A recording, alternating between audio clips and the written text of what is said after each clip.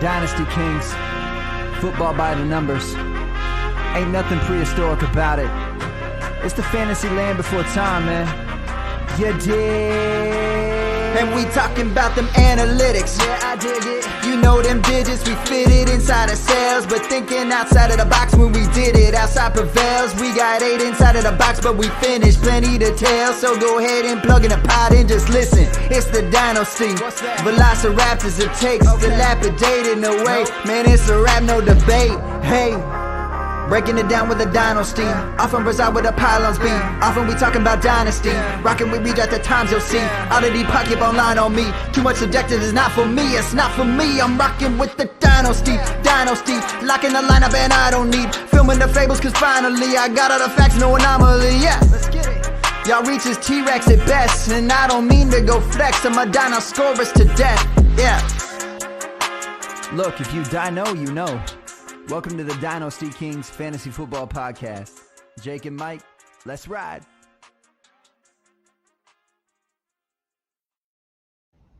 All right, welcome to another episode of Dynasty Kings. This is your host at FF_Dirty Mike. Just call me Mike, but you can find me on Twitter there.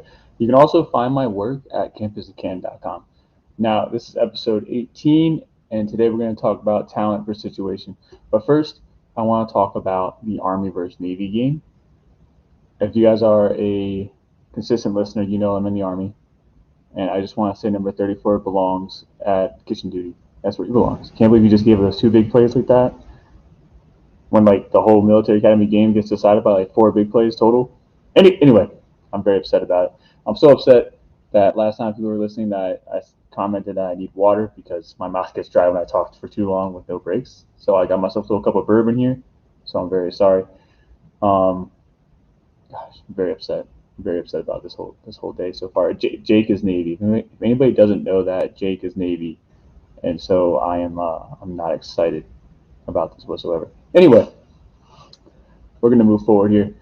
Now, I asked the Campus Candy guys, I need some ideas for some type of episode here for Devy, and at Sports Fanatic, it's Matt Bruning. If you don't know who Matt Bruning is, you really should get to know him. He's a great guy. Does a lot for C2C. He's just great. And he came up with talent versus time. Now, I switched it over to talent versus situation, but while I was kind of making my notes, I decided that I also want to talk about talent versus time.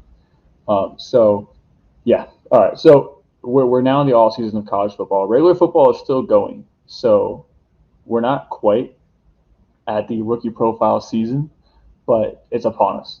And you'll see some of the guys that are deeper already doing their rankings, already doing their profiles. I'll start doing my profiles here pretty soon too.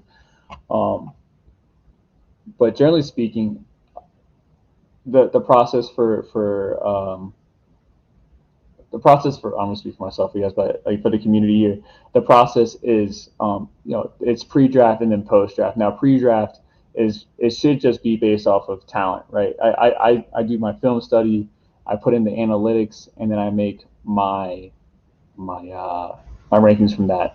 Right, and then pretty much I gotta sit and wait until I get to see draft capital. And the general rule is that anybody drafted after the fourth, you just kind of don't touch. That's just a general rule. It doesn't always work out that way. There's some outliers out there, but for the most part, you don't touch guys outside the 4th round.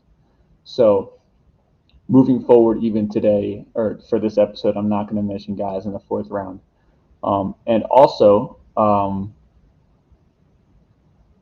Oh my gosh, I had a brain fart. Excuse me. Just going to come back to me. Give me 1 second. Yes, I wanted to make this announcement here too. It's been a common trend these last couple episodes, but I wanted to make it a trend for this episode as well. What I want to do is I want the point of my content. What I want to do that the industry is not doing is that I want to make Dynasty content that is easy for the new Dynasty listener to understand. I want them to, oh my gosh, pop up. I want them to, I want to be able to help your more casual Dynasty manager take his game to the next level. And that's what I'm trying to do here, right? I'm trying to go through the growing pains for people and just kind of lay stuff out here. So now also, if you're listening, by the way, I cannot see comments based off of Twitter. So you have to go to YouTube to comment. I very much encourage it because I'm going to need help this episode. I'm going to have a headache because this is a debate that's as old as time, and I flip back and forth on it all the time. I'm going to talk through both sides of my thought process here. You can create your own thought process as a listener, and if you're one of the Twitter analysts already out there, you already got your process, and I would love to hear your counter arguments to anything I say. But once again, to do comments, you have to go to YouTube, and then I'll put your comment right up. Like, we'll talk back and forth, absolutely. So now let's get started. Talent versus situation.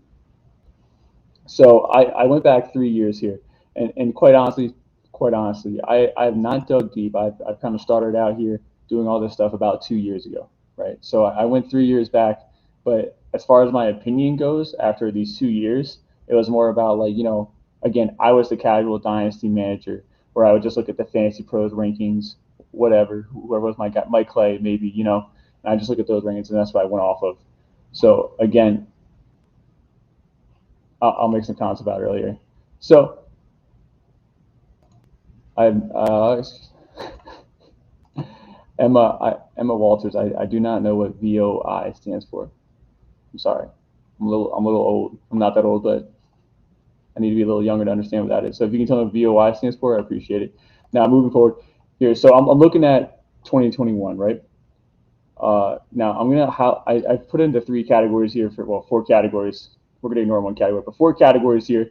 It's good situation with high talent. It's going to be bad situation with high talent, and then we're going to do good situation but bad talent. So those are these players that you give that mental boost because they're in a good situation. A very famous example for me in my head right now is Clyde Edwards-Helaire, right? CEH. Clyde was probably RB5 in my rankings last year, and then after the draft, he became like RB1, right? He was tied to a high-profile, high-octane offense. He's tied to Patrick Mahomes. So I don't know what that means either, Claire. I'm so sorry. But anyway, I'm just going to keep going forward. I'm moving forward here. I'm losing my train of thought. Anyway, I'm just going to go with the good situation, high talent. That's Najee Harris, right? He's RB1 in the class, pretty universal RB1. He's RB2 for me. I'll go into that process in a second, though.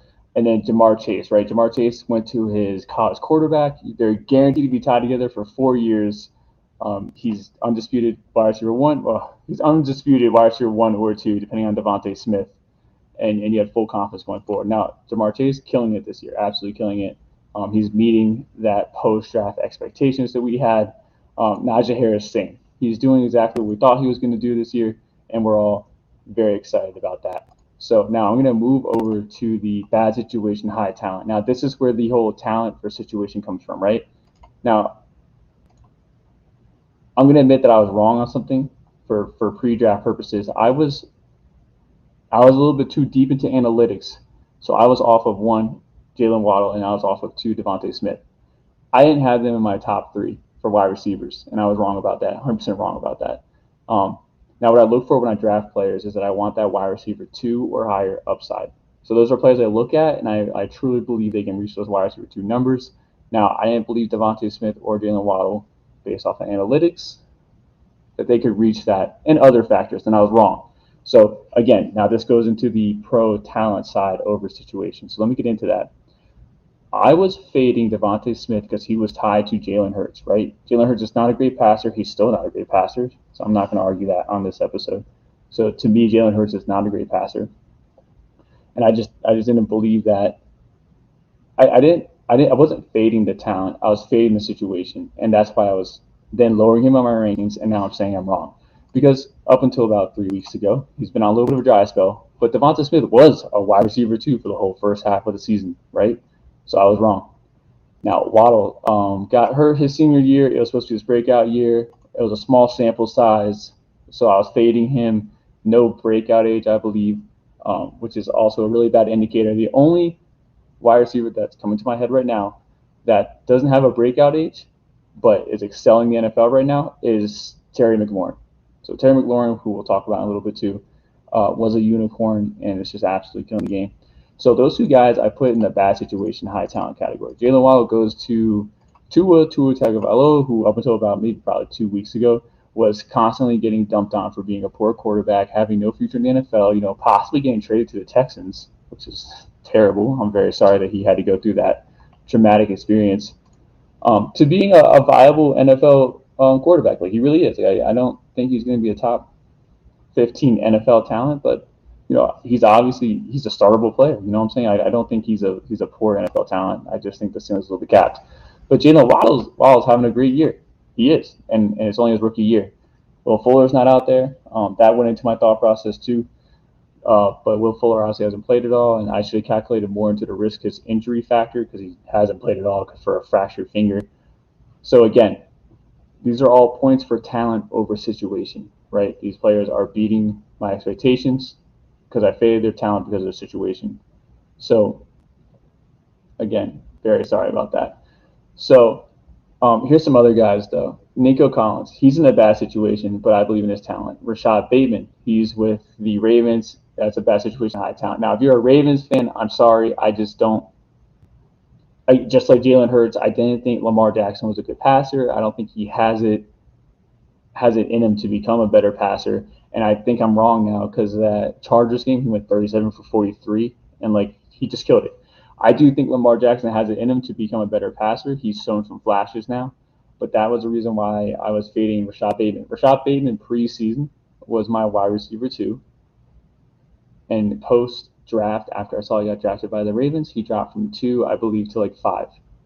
I remember having Amon-Ra right behind him. So just compare him in your head as Amon-Ra. I would actually have a hard time deciding which one of those 2 players I would want on my team in Dynasty, which, again, is wrong with me. I believe that now. I believe that is wrong. Now, here's the kicker. He hasn't done well, right?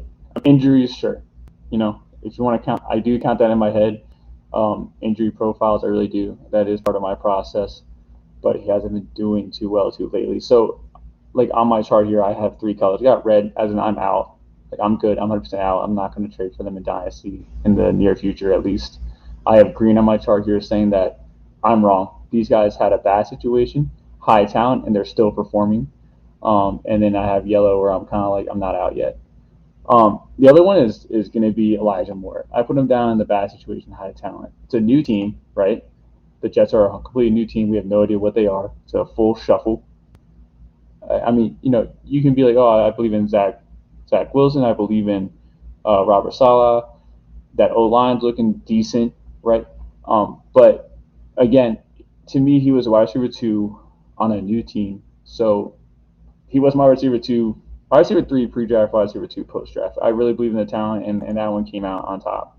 I really do. He's flashed enough for you to feel good about him in the future. You're not going to trade away this asset. You feel good about it. Rondale Moore and Terrace Marshall are my next 2 for bad situation, high talent. Terrace Marshall, my wide receiver 3, and I believe Rondale Moore was my wide receiver 7 going into the year. Now, let me just talk more about Rondale Moore because I believe that this one I think can be pretty relatable. Rondale Moore was a great talent coming out, right? He goes to the the Arizona Cardinals. And the thing is, for me, the situation that's in my head is that he'll never be the wide receiver 1 because DeAndre Hopkins is there. He's there for the next, I think, 3 years. That includes this year. And then you have Christian Kirk, you have AJ Green, right? There's 4 very viable pass catching options here. So as far as immediate impact return goes on, I'm not holding out hope for Rondale Moore. And he had 2 big games, I believe, this year. Correct me if I'm wrong, but I believe it was 2. And that was probably pretty early on in the season, and so far he hasn't done anything, right? He hasn't really flashed lately. I'm not saying he's going to be a dud of an asset. I just think the upside is severely capped. And then his quarterback too. This is again also goes into my thought process. With shorter quarterbacks like Russell Wilson, Kyler Murray, these they're dual threat. They scamper a lot. You know what I'm saying? These O-lines kind of crumble around them. I don't think they have the ability to pass over the middle of the field. I don't have data to support this. I think I probably could if I had access to next-gen stats, but I don't. These shorter quarterbacks, I think, again, no data here, but I think they have trouble throwing over the middle of the field because of the O-line. They're shorter quarterbacks. They can't get over the 6'7" lineman, whatever. They reach their hand up. So that's why I think these shorter quarterbacks have to go long. They have to go deep more often than other quarterbacks. Russell Wilson slings it all the time for DK Metcalf and Tyler Lockett. And I believe that's probably going to be a part of Kyler Murray's game too. That's not like a hit on their game. I believe they're both great quarterbacks. I'm just saying for Rondo Moore, his targets and his upside are capped because he's a slot receiver. I don't think he's going to operate much. He's going to operate mostly through the middle, and I don't think those quarterbacks profile well to throw through the middle. So for those guys, I'm kind of out. Terrence Marshall, right? I think almost everybody probably invested a late first, depending. Actually, I think it does depend on any format. I think everyone probably invested a late first or early second on Terrence Marshall. He has done nothing to prove it. His talents. He has done, and again, he's supposed to be a high talent, right? Everyone had him kind of highly rated in the offseason. And the situation is poor because one, his quarterback was Sam Darnold, who, if you believed in his upside or his comeback, I guess, his redemption, I should put it like that. If you believe in Sam Darnold's redemption, so did I for about 4 weeks. But again, the situation was he's receiving behind DJ Moore. He's receiving behind Robbie Anderson. So far, only one of those players has been assigned to an extension. And Christian McCaffrey, too, who also demands his own targets. So in my head for this offseason, right, he's probably the fourth receiving option on that team. This is offseason thought process. So that means DJ Moore number 1, CMC is number 2, and Robbie Anderson is number 3. And then you have number 4 being Terrence Marshall.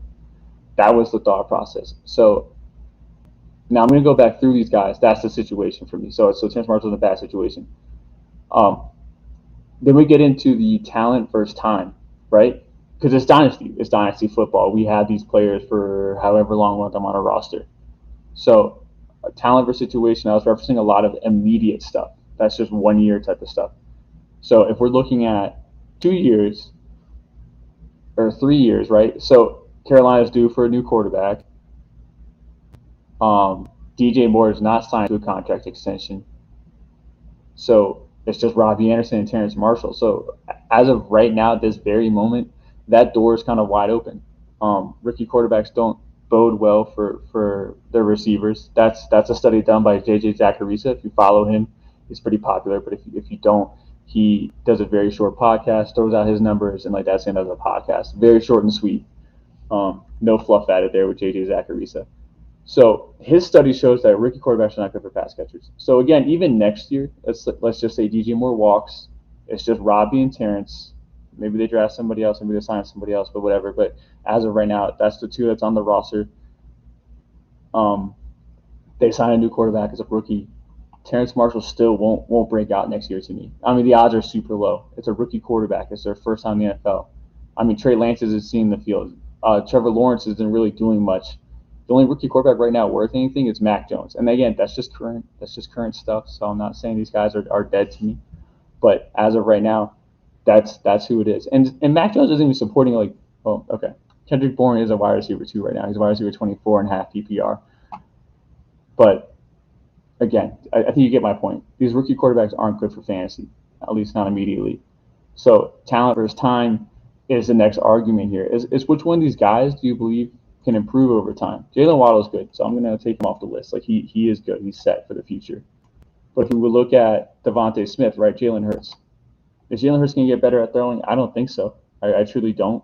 I think he's fine for fantasy. For NFL, I think he can start. He can be fun. I don't think he's going to win a championship, and I think teams know that unless they, just like the Ravens, where the Ravens took Lamar and they changed their whole team over to Lamar's version of play, and that's what they did, which is good on them. So unless the Eagles do that, I don't believe in the future of that whole team whatsoever. But again, I still don't believe in his arm. I still don't. It's 2 years. I don't believe in his arm. So for me, Devontae Smith is kind of hitting his cap as of right now. I don't see where he's going to improve unless Jalen Waddle can figure it out. Jalen Hurts. Oh my gosh, Jalen Hurts figures it out. Nico Collins is my next one, right? So I said about bad situation, good talent. I believe in Nico Collins' talent. Now his quarterbacks are touchdown Tyrod, which is terrible. Davis Mills, terrible. I don't know who's after that. The whole team is in a rebuild pretty much. So the question is talent versus time. I believe in the talent. The time is next year. They'll get a rookie quarterback. Do I think that rookie quarterback is going to support a wide receiver 2 option? Probably not. It's pretty rare. Like it really is. It's very rare for rookie quarterbacks to help support a wide receiver 2 talent. So then what, 3 years from now? or two more years from now. I'm sorry, 2 more years from now. So Nico Collins is on the second last year of his rookie contract. That would be his potential breakout year. And you have to ask yourself, do you want to wait, right? Do you want to wait for that? Rashad Bateman, same thing for a time. The Ravens have a pretty young wide receiver core: Marquise Brown, Devin Duvernay. They're all on their rookie contracts still. I imagine they extend one or two of them. With Sammy Watkins, who they signed, it's a crowded wide receiver core for a quarterback that doesn't throw too often. And you have to ask yourself, what's the upside here in the future? Because we see how he's playing now, like how it's going now. Excuse me. So I am very concerned about Rashad Bateman's future. So for me, I'm not in on Rashad Bateman. I'm not acquiring him in the offseason. I believe in the talent. I really do. It's just the situation's holding him back. I'm going to go into like last year's 2020 now. I'm going to skip over 2020. So these are the guys that went into the good situation, high talent category for me in 2020. You have Justin Jefferson, phenomenal talent, absolute stud, killing it for fantasy, killing it in real life, football too. You have Jonathan Taylor, killing it, very slow to start, but if you weather that storm, you felt good. CeeDee Lamb, right, goes to Dak Prescott, has Dak Prescott for the near future, and now we know that he has him for the far future. T. Higgins, he gets drafted along with Joe Burrow, the Heisman winner. You felt good about Joe Burrow's talents, and you felt good about T. Higgins, and you're confident that they're together for 4 years at the time. So that's a good pick. And then Michael Pittman, right? Michael Pittman had Phillip Rivers, and with Phillip Rivers, say what you want about Phillip Rivers, but he can still support fantasy relevant wide receivers and fantasy relevant running backs. Not the greatest real life quarterback, just dump off some short passes, but he's still supported fantasy relevant players. So again, the talent for situation, all four of those guys hit, right? Michael Pittman is kind of breaking out this year. He was like wide receiver 7 at some point in time. Slowed down a bit, sure. I don't know what his rank is right now, but I imagine he's still top 24. Ooh, lost my screen. Justin Jefferson, again, killing it. Jonathan Taylor is the new RB1 in fantasy football. CeeDee Lamb is up there probably for Dynasty. I think he's top 5 for Dynasty. And T. Higgins is going through a roller coaster with the new addition of Jamar Chase, but he is still doing well. Now, here's the bad situation, high talent. Here's the debate on talent versus situation. A.J. Dillon, right? A.J. Dillon was a day 2 pick. I personally don't believe in him. I think most of the industry does, so I'm on the outside on that one. He goes to a team that has Aaron Jones, who they just signed to a contract extension, right? And then you have Aaron Rodgers, too. They have Aaron Rodgers, and then it's Devontae Smith. Anyway, the point is that he's behind somebody that's already established. So your year 1 immediate impact, it's not going to happen. So if you drafted him in the back end of your second, I'm going to guess, that's where you drafted him. You took him off of upside. You didn't take him because you thought he was going to be a talent out the gate. Obviously not, because Aaron Jones is there. That's the situation. So I'm just going to keep going down the line. Cam Akers and DeAndre Swift, right? DeAndre Swift is behind one, Kerryon Johnson, who also has second-round draft capital. And then Cam Akers was drafted behind Todd Gurley, and Todd Gurley wasn't yet labeled as dead the way he is now at the time. So those are two guys that had poor situations because they had to beat the starting incumbent receiver, the starting running back in front of them. And then you had, they had to win their job. They had to win their job to keep it. The writing's on the wall, sure, but if you were stressing about they're going to win their job or not, you probably lower them in your rankings a spot or two. And that was a mistake because both of them are studs. Cam Akers got hurt. I got that. Can't help that. But preseason this year, he was lined up to be a stud. And I think that's pretty much consensus. Here are the other guys, wide receivers that have bad situations, high talent. Brandon Ayuk, Laviska Shenault, Chase Claypool, Jerry Jeudy, and J.K. Dobbins. I'm going to focus on Jerry Jeudy and J.K. Dobbins here, right? Jerry Jeudy was a top 3 pick in the NFL for wide receiver. He's a phenomenal talent. I mean, his route running is amazing. It's so fun to watch. But for fantasy, he hasn't done anything. I got it. He got hurt this year. But when he got drafted, his quarterback was Drew Lock. I mean, come on, Drew Lock. And then their other quarterback now this year is Teddy Bridgewater. So now we go back to the talent versus time situation, and you're asking yourself, asking your friends, how long do I wait on Jerry Jeudy until I give up? Because as much as I want to believe in the talent, which I do believe in the talent, when am I going to reap the rewards of that talent? Right, like that's the issue, right? Saquon, right? I'm going to use Saquon for example right now. Saquon's a phenomenal talent, but for the last 2 years, he hasn't won you any championships. But he has that league-winning skill set. It's an injury. I probably shouldn't have brought that up. That's not a good example. So just going back to Jerry Jeudy, if you're going versus talent versus time, we are now waiting until next year, and we're hoping the Broncos sign either Aaron Rodgers. Russell Wilson just came out as a contender for the starting job, and my wife's calling me.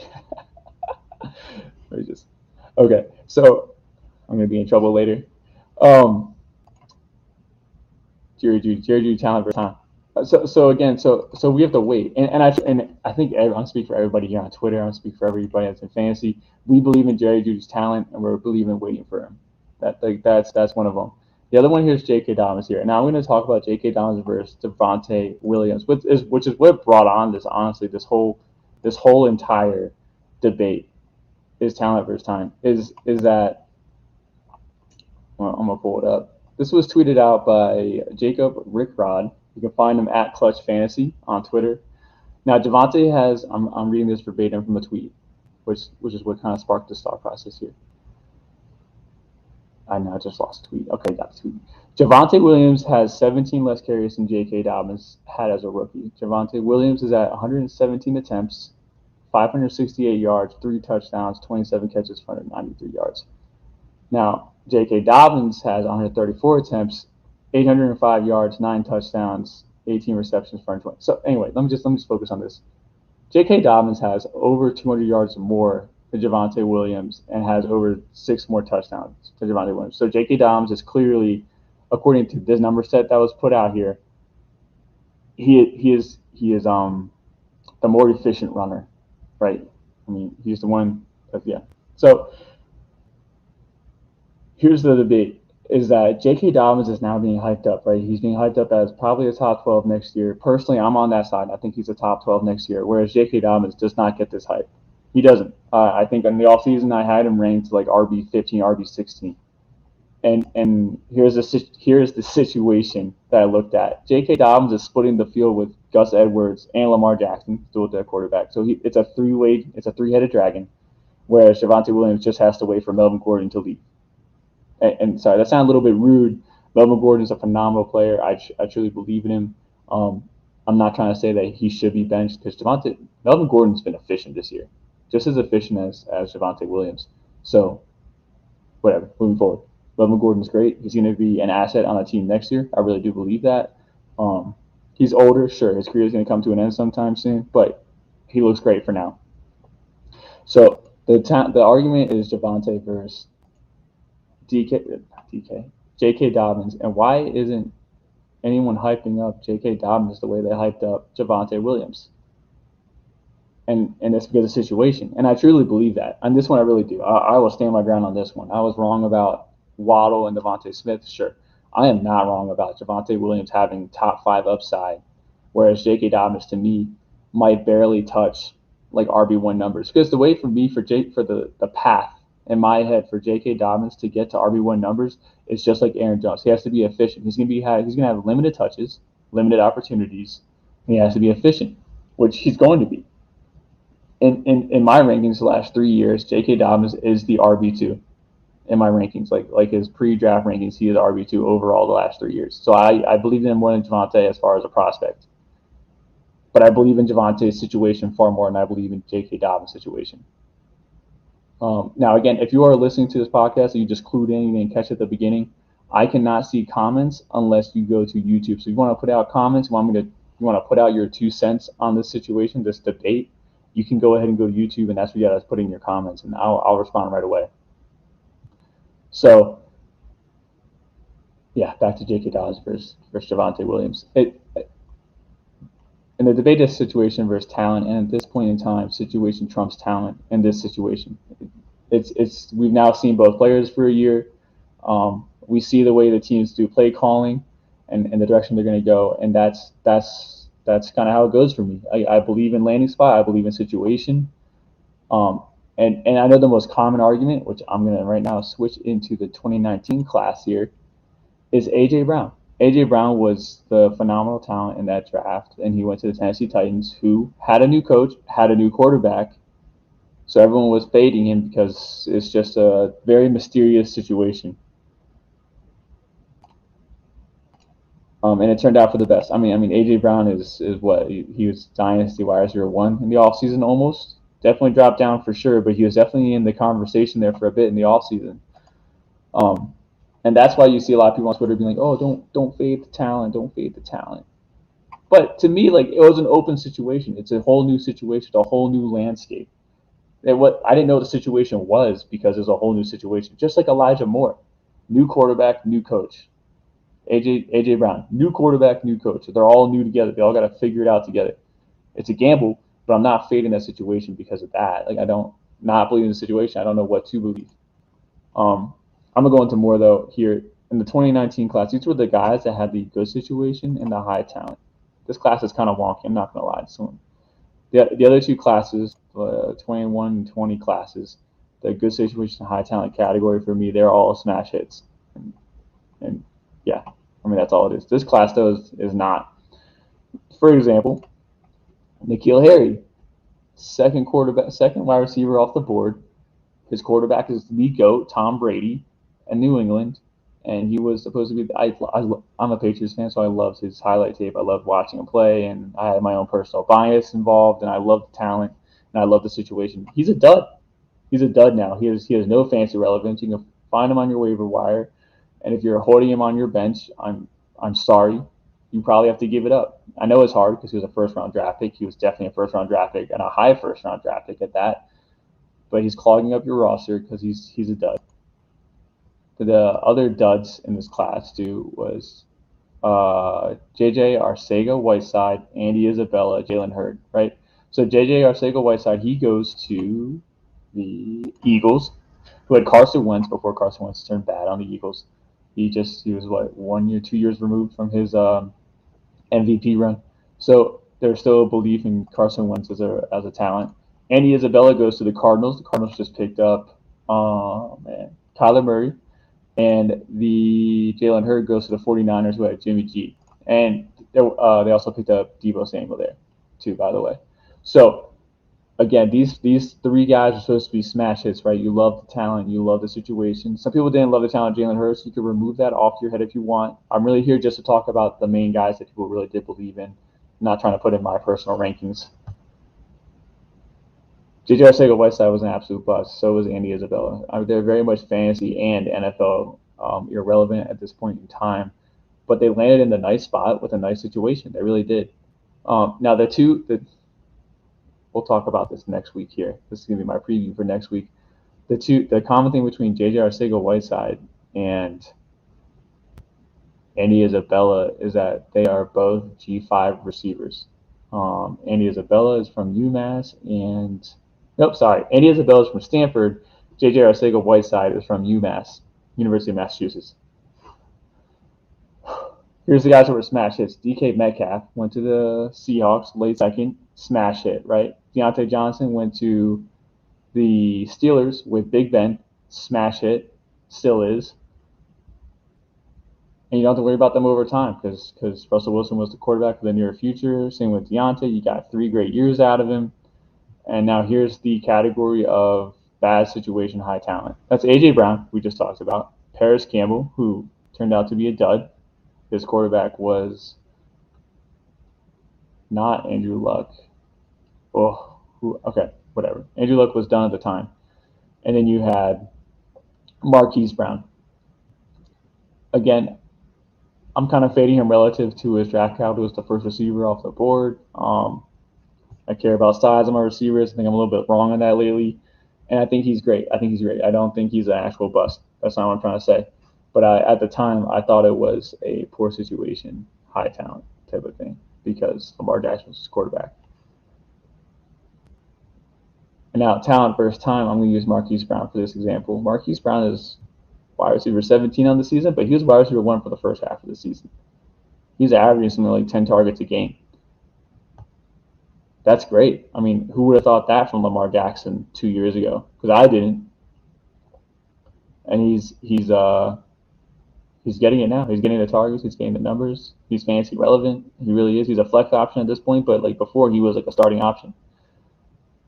Now, I do want to talk about one category. This is the good situation, bad talent. I lumped all 3 years into this before I wrap up. This last year, right? This last year that these guys had great landing spots, but the talent that I hope I speak for everybody when I say this last year, Trey Sermon, who had 2 phenomenal games, but besides that, like he was a nobody. He went to the 49ers. Great situation. They have an aging quarterback or aging running back, and Raheem Mostert, who's always hurt, so you knew it was just a matter of time. And then Jeff Wilson was the number 2 guy, and he had a torn meniscus, so he was gone for the whole first half of the year. And then they drafted a 6th-round guy, and you're like, well, my 3rd-round guy got drafted 3 rounds earlier before the 6th-round guy, and they traded up to get to him. So you should feel good about Trey Sermon over Elijah Mitchell. It didn't turn out that way. Elijah Mitchell turned out to be the better talent. Can't argue that. He was probably a better fit for the system, too, because the 49ers like their fast running backs. Matt Breida, Raheem Mostert. I can't remember who the guy was before. Anyway, the 49ers tend to favor the fast running backs rather than the built-up tanks. Now, the other 2 are Josh Palmer and Amari Rodgers. Josh Palmer, I thought was terrible. Never had 500 receiving yards in college. He's a contested catch receiver at that, who isn't dominating college. Or how is he going to dominate in the NFL if he can't dominate contested catches in college? 4-year, 2, he didn't even hit the analytical markers. He's been in for 4 years. Goes to the Chargers, who have Mike Williams, one who can't stay healthy, and then Keenan Allen, who's aging, and then they have an emerging quarterback in Justin Herbert, right? Like who can't love that landing spot? It's phenomenal. I mean, this next draft, I'm also expecting more wide receivers to go to the Chargers, and they're probably gonna get a boost in everybody's rankings too, because people care about situation. They don't want to say it out loud because they want to sound all official and like everybody else that says, oh, it's all about it's all about the talent, not the landing spot. I think it does. I think the situation matters. I'm cool with being wrong on some of these. I'm trying to improve my process each year. And for these guys that I've faded, which I'm going to use Devontae Smith, for example, he's the Heisman winner. Like, what's my deal? Why am I fading a Heisman winner? I'm wrong on that. Jalen Waddle was, if you take his small sample size, which is 4 games, I know I just pooped on Trey Sermon for a small sample size, but Jalen Waddle was great for 4 games, and then he got hurt. He was probably supposed to do a lot better than Devontae Smith was that year. He didn't get hurt. I truly believe that. I truly believe Jalen Waddle didn't get hurt. Devontae Smith would not have won the Heisman, and he would not have been a 1st-round pick, probably 3rd or 2nd. But anyway, moving forward. So Josh Palmer to me was a fade from day one, and I was right about that. Amari Rodgers couldn't separate in college. He's a slot receiver that can't separate in college with the number 1 quarterback in college. What indicator is there that he's going to be successful at the next level? If you can't separate in college and you can't, whatever. You get what I'm saying? There's no indicator there for Amari Rodgers to go to the next level besides that he went to the Green Bay Packers, who has Aaron Rodgers throwing the ball around, and Aaron Rodgers is one of the greatest there probably was the last 10 years. So, again, good situation, bad talent. So, what I'm trying to say is always fade bad talent. I'm going to go to the bad. I'm going to talk briefly about this category. The bad situation, bad talent. Kadarius Toney. A lot of analysts didn't believe in him. A lot of people don't believe in the team, the Giants, for obvious reasons. He's not fantasy relevant. He had 1 great game, sure. So I think he's alive. But as of right now, I'm not regretting my fade at all. I own 0 Kadarius Toney. My 2 teams that I did, I traded him for a 23-second, and I traded him both for 23 seconds. And I feel great about it. I still do. Anthony Schwartz, speedster out of Auburn, on a team that likes to run first, and they already had 2 established wide receivers already there. So he's at best a 3rd wide receiver option on a run first team. I'm good. Pass. Tutu Atwell. No idea why he went the 2nd round. That team has a crowded wide receiver core. That's the Rams. I'm good. De'Ami Brown, I'm in the minority there. I didn't believe in the talent when I watched this. I understand that analytically he hits a lot of bullet points. I get that. When you watch his tape, it's the same route. It's the same way he catches over the back shoulder, and that's the only way he knows how to win. And I get it. He had the highest vertical in the draft. But when you watch his actual college tape, you know what he doesn't do? He doesn't go vertical. He doesn't jump up to get the ball. So I don't really care about his vertical in the draft or in the combine. In the combine. So again, faded him. I'm not feeling bad about that at all because Terry McLaurin, they paid him. They paid Curtis Samuel. I am 100% good on Dyami Brown, and I don't feel bad about it whatsoever. He's not even getting on the field. They have Adam Humphries. I'm good. Now, if I go to next year's options, this is where I get a little wrong. This is the bad situation, bad talent. I didn't believe in Van Jefferson. I didn't believe in Lynn Bowden, and I did not believe in Devin Duvernay. Now, I'm good on the other two. Van Jefferson looks great. He really does. He's clearly the third option on a high passing volume offense. He's going to be the fourth option once Robert Woods comes back, but all those guys are kind of aging. I think I don't have the ages off the top of my head, but I know Woods is over 28, and I know Odell Beckham's over 29. So, again, that's going to be a talent versus time situation thing, and I think if you are patient on Van Jefferson, you're going to reap the rewards later on, especially if one of them gets injured. I'm not hoping that at all. I'm just saying if they get injured, Van Jefferson is a great start on a high passing offense. Now, here's the good situation, bad talent for me in 2020. CEH, right? I already talked about him. Henry Ruggs, Jalen Reagor, KJ Hamler, Denzel Mims, Brian Edwards. They're all irrelevant now. These are all guys that didn't touch any of my fantasy teams because I'm going to tell you why. Their situation sucked, and I didn't believe in their talent. Henry Ruggs, I didn't believe in his talent relative to what everyone else believed in. He was still in my top 10. He just wasn't like top 5 for me. I feel like he was top 5 for a lot of people. So you can go ahead and take that one off because that's not consensus. That's not how most people feel. But Jalen Reagor, right? Jalen Reagor was definitely getting boosted up by fantasy pros. The fantasy pros definitely like Jalen Reagor a lot. I remember that. KJ Hamler was a mid-second round pick. Denzel Mims was getting that hype from being that like raw athletic profile. Denzel Mims is about to lose a job. KJ Hamler is like the fourth option on his team, maybe the fifth. And Brian Edwards, even though everyone on that team is gone except for Hunter Renfrow, who's a fifth-round prospect from Clemson and 4 years into the league, he still can't get targets. He still can't get it done. And make all the excuses you want for these guys not succeeding.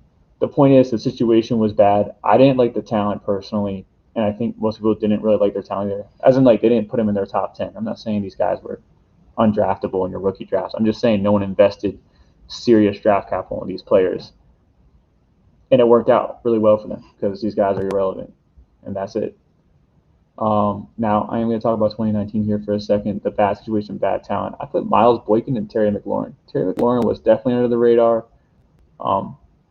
my personal radar. And again, like I said earlier in the podcast, I didn't dive deep into Dynasty football until about 2 years ago. So I didn't dive deep into the 2019 class, but clearly that's a hard miss if I was an analyst back then. Because Terry McLaurin is great. And then, again, talent versus time. The talent's there, and he's relevant. And if he just gets a good quarterback, like let's say Aaron Rodgers goes to the Washington football team, which I don't think will happen, but let's just say it does. Everyone's going to rank Terry McLaurin top 12, and no one's going to argue it. I'm not going to argue it.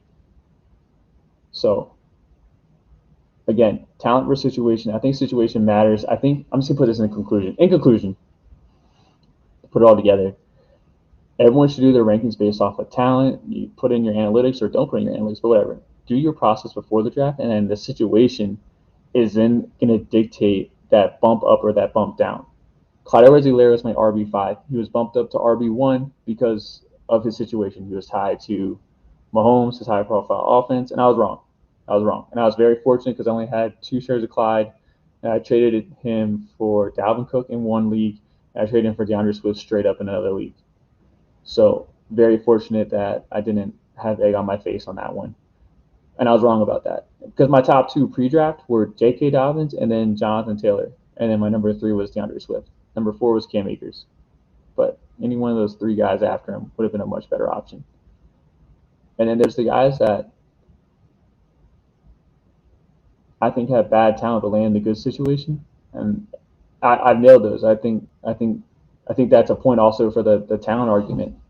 Trey Sermon, Josh Palmer, Amari Rodgers, like they're not going to be relevant anymore. Henry Ruggs as well, that's a legal matter. But Jalen Reagor, KJ Hamler, Denzel Mims, Brian Edwards, no one's going to talk about them anymore, and rightfully so. We're off those guys. The talent's not there. The situation was good.